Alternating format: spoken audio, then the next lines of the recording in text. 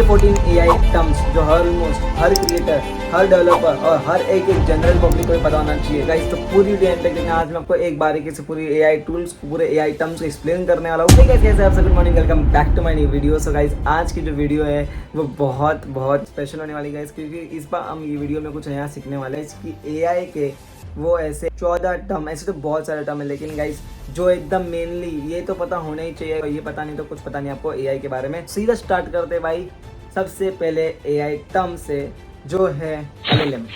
So guys, LLM का पहले मैं आपको फुल फॉर्म बता देता हूँ। वो LLM का फुल फॉर्म है लार्ज लैंग्वेज मॉडल।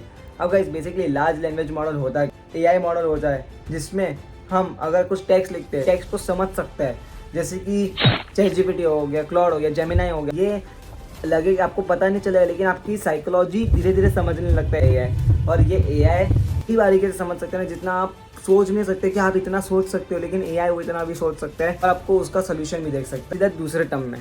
तो गाइस जो सेकंड प्रॉम्प्ट है वो सेकंड टर्म है गाइस, उसका नाम है प्रॉम्प्ट। अब गाइस बेसिकली जो प्रॉम्प्ट होता है वो हम जो अगर क्लाउड को देते हैं, ChatGPT को देते हैं, वही प्रॉम्प्ट है। लेकिन गाइस हमें प्रॉम्प्ट में, और मैं आपको तीसरे AI टर्म्स वो उसके रिलेटेड ही है, वो है प्रॉम्प्ट इंजीनियरिंग गाइस।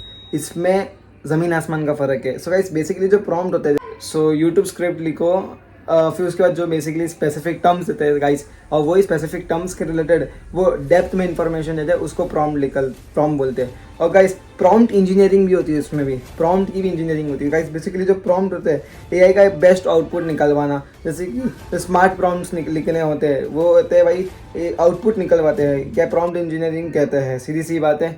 और गाइस प्रॉम्प्ट इंजीनियरिंग में अगर मैं आपको एग्जांपल दूँ, सो गाइस एक होता है, मैं आपको प्रॉम्प्ट का एग्जांपल देता हूँ। जो होता है सिंपली, अगर फॉर एग्जांपल मेरे को वेबसाइट बनानी, तो मैं ऐसा लिखूंगा वो प्रॉम्प्ट में, create a website for tours and travels. ये होगा गाइस सिंपल प्रॉम्प्ट। अगर आपको बारीकी से फॉर एग्जांपल उसमें क्या क्या सेक्शन ऐड करने, कौन से पिक्चर्स ऐड करने हैं, क्या क्या आपको और फीचर्स ऐड करने हैं, आपको चैटबॉट्स ऐड करना है कि नहीं करना है, सो गाइस बेसिकली उसमें आपको सभी चीज़ मिलेगी। और गाइस जो सभी चीज़ मिलेगी ना, वो आपको डेप्थ में आपको समझना पड़ता है और डेप्थ में उसके आउटपुट निकालवाना पड़ता है। सो गाइस वो होता है गाइस प्रॉम्प्ट इंजीनियरिंग। ये आपको मेरे को गाइस आपको लगता है कि मेरे को लगता है गाइस आपको समझ में आ गया होगा। और गाइस चौथे AI टर्म्स में आते हैं, और चौथा AI टर्म से वो है टोकन। जो AI वर्ड्स को डायरेक्टली नहीं बल्कि एक छोटे छोटे एक मतलब टोकन्स में प्रोसेस करता है। जितने ज़्यादा आप टोकन्स उतना ज़्यादा प्रोसेसिंग रहता है। मतलब जैसे कि वो क्रेडिट सिस्टम रहता है ना, वो क्रेडिट में जितना ज़्यादा आपके पास क्रेडिट रहेगा, जितना आप AI टूल को एक्सप्लोर कर पाओगे। और हर AI टूल में क्रेडिट्स रहता है, भले ही ChatGPT यूज़ करो, क्लाउड में यूज़ करो, अपना सब्सक्रिप्शन रहता है। उसमें आ जाते हैं पाँचवें में, वो है कॉन्टेक्स्ट विंडो।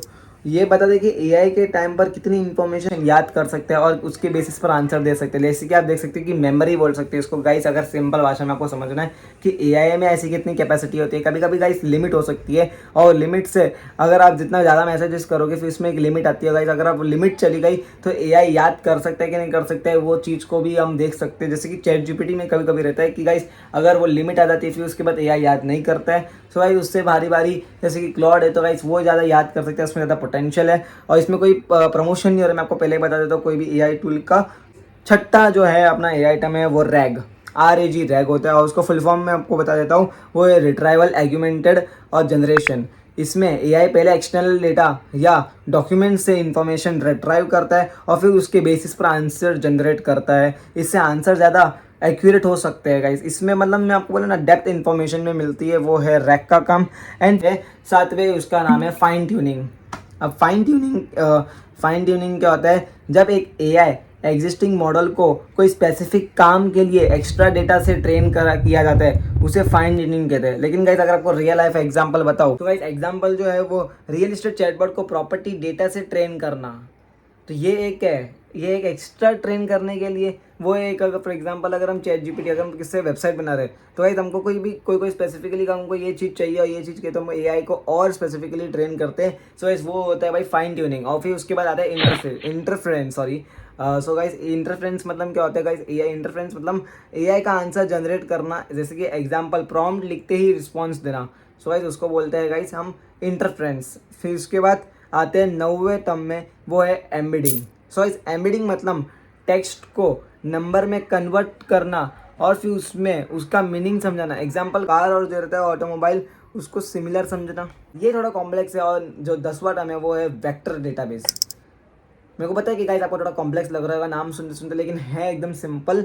सो इस वेक्टर डेटाबेस क्या होता है गाइस? जो वेक्टर डेटाबेस होता है वो है एम्बेडिंग को स्टोर और सर्च करना। जैसे कि एग्जांपल, अगर 10,000 प्रॉपर्टीज है, मैं से रिलेवेंट प्रॉपर्टी इंस्टेंटली ढूंढना, सो गाइस उसको बोलते हैं वेक्टर डेटाबेस। जो रिलेवेंट प्रॉपर्टी को ढूंढे और रिलेवेंट चीज़ें करे उसको बोलते हैं वेक्टर डेटाबेस बोलते हैं। एंड फिर उसके बाद आ जाते हैं 11वां टर्म में, और गाइस जो 11वां टर्म है वो है अपना एआई एजेंट। एआई जो खुद रिस्पॉन्स दे। एआई चैटबॉट और एआई एजेंट में बहुत फ़र्क रहता है गाइस। एआई चैटबॉट मतलब क्या रहता है? जो एक स्पेसिफिक क्वेश्चन का एक स्पेसिफिक आंसर दे। और एआई एजेंट स्मार्ट रहता है, जो मतलब जो ऑटो मैसेज रहता है उससे ज़्यादा आंसर देता है, उसको बोलते हैं एआई चैटबॉट। ऑटोमेशन भी एआई ऑटोमेशन और एआई चैटबॉट आप बोल सकते हैं कि सेम है। एंड फिर उसके बाद आते हैं सीधा 12वां में। सो गाइस 12वां टर्म जो है वो है multi modal AI. So guys multi modal AI यानी कि टेक्स्ट, इमेज और ऑडियो वीडियो और सब समझना वाला एआई। जैसे कि फोटो अपलोड करे और एनालिसिस करना, जैसे कि चैट जीपीटी आप बोल सकते हो, उसका एग्जाम्पल ही। और फिर उसके बाद ये थोड़ा और कॉम्प्लेक्स है, वो है हालूसिनेशन।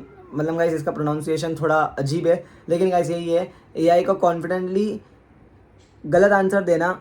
एग्जाम्पल, फेक फैक्ट्स या नॉन एग्जिस्टिंग बिल्डिंग का नाम बता देता है। लेकिन गाइस कभी कभी एआई भी एक इंसान जैसा ही है। इंसान जैसे हर वक्त सही नहीं रहता है, वैसे एआई भी है, वो हर वक्त सही नहीं हो सकता गाइस। इसलिए आपको बहुत बारीकी से इन्फॉर्मेशन हर चीज़ की निकालनी चाहिए। सिर्फ एआई पे हाँ इसने बोल दिया तो मतलब यही है, वो हर चीज़ ऐसे नहीं हो सकती। एआई को बनाने वाला भी ह्यूमन ही है। सो गाइस हर चीज़ एक्यूरेट तो नहीं हो सकती, ठीक है। एंड फिर उसके बाद आ जाते हैं भाई 14 लास्ट एंड फाइनल में, वो है एपीआई।